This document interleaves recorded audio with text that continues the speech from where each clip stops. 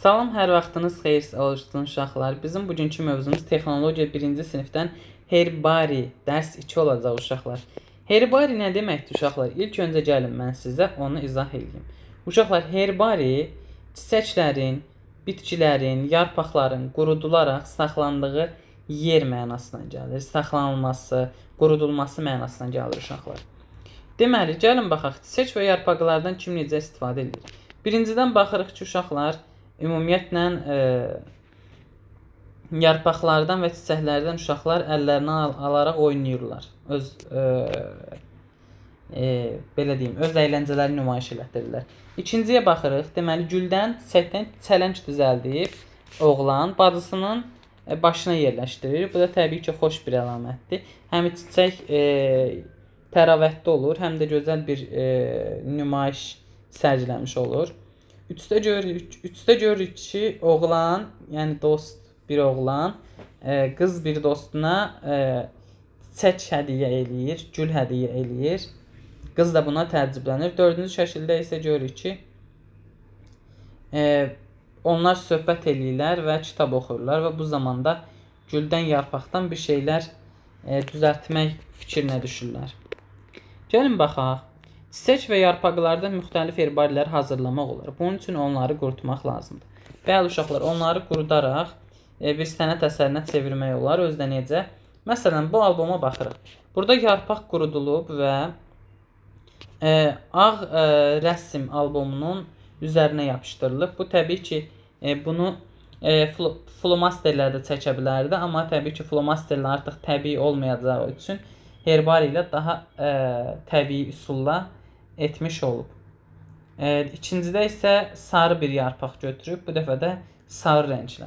Bunlar əslində kolleksiyadır uşaqlar. Məsələn, yazda və yayda yarpaqlar yaşlı olduğu üçün payızda da sarı rəngə çevrilir. Məhz bunun üçün hər fəslə uyğun bir kolleksiya düzəltmək olar. İpə düzüb asmaqla qurutma. Bəli uşaqlar, bunu ipə düzüb birbaşa.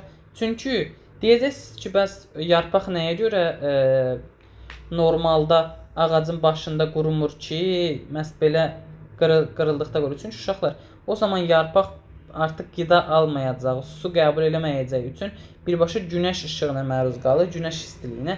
Bu zamanda o bir gün içərisində quruya bilər. Belə. Yadda saxlayaq, nələri edə bilmərik. Yadda saxlayın uşaqlar. Herbari üçün çiçək və yarpaq toplayarkən bunları etmək olmaz. Nədir bunlar? Birincidə ayaqqabı ilə ramaşqanı, yəni çoban yastığı çiçəyini ayaqlayır. Olmaz. İkincidə gülləri kökündən qopardır. Bu da ziyandır. Çünki kökdən qopartmaq onun bir də orada bitməyəcəyi anlamına gəlir uşaqlar. Ona görə də kökdən qopartmaq olmaz. Üstdən və ən dayaz yerdən qoparmaq lazımdır. Üçüncü isə budaqları sındırmaq olmaz. Bəli, çünki bir də o budaqların yerinə gəlməsi üçün xeyli zaman keçəcək. Aşağıdakılardan hansının köməyi ilə herbari düzəltmək olar? Gəlin seçək.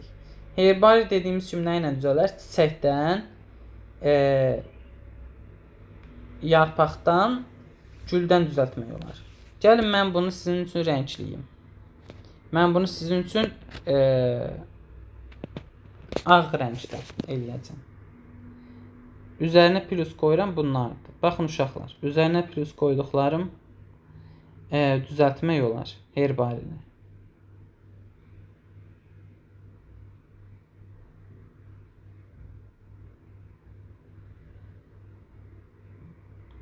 Hətta burada bu fındığı çıxardarıq uşaqlar. Fındığın bu kökündən də deyə bilərdik. Amma onda da şey olmayacaq.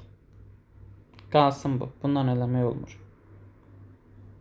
Elə bunlarla eləmək olur uşaqlar. Bunlar da elə kifayət eləmiş olur. Belə.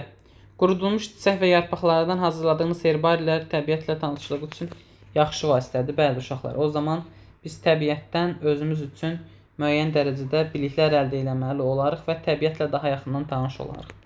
Belə uşaqlar, bu günlük bu qədər. Ümid edirəm bəyənərsiniz bugünkü izahımı. Sağ olun, salamat qalın. Gələn dərslərdə görüşərik. Hələlik.